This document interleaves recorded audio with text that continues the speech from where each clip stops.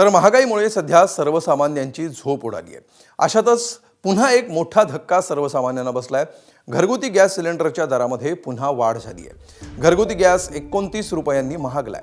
ही दरवाढ 14.2 किलोच्या सिलेंडरवर करण्यात आली आहे। महत्त्वाचं म्हणजे गेल्या 3 महिन्यात एलपीजीच्या किमतीत दुसऱ्यांदा वाढ झाली आहे।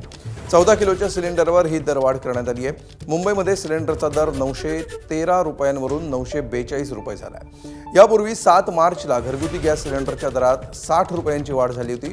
त्यानंतर आता पुन्हा 29 रुपयांची वाढ झाली आहे। त्यामुळे गेल्या 3 महिन्यात सिलेंडर 89 रुपयांनी महागलाय। सिलेंडर महागल्यामुळे सर्वसामान्यांचं गणित बिघडलंय। पेट्रोल, डिझेल आणि तेलासोबत सिलेंडरच्या दरात होणाऱ्या दरवाढीमुळे सर्वसामान्यांना महागाईच्या झळा सोसाव्या लागतात।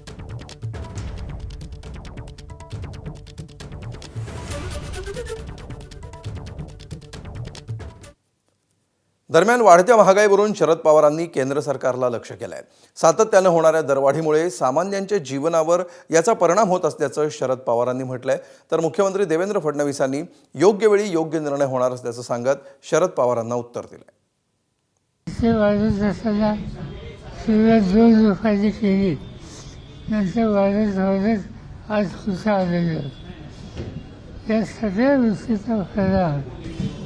आज सामान्य माणसाच्या प्रपंचावर जगामध्ये युद्धजन्य परिस्थितीमुळे जगातला एकही देश असा नाही की ज्या देशामध्ये पेट्रोल, डिझेल आणि गॅसचे भाव वाढलेले नाहीत।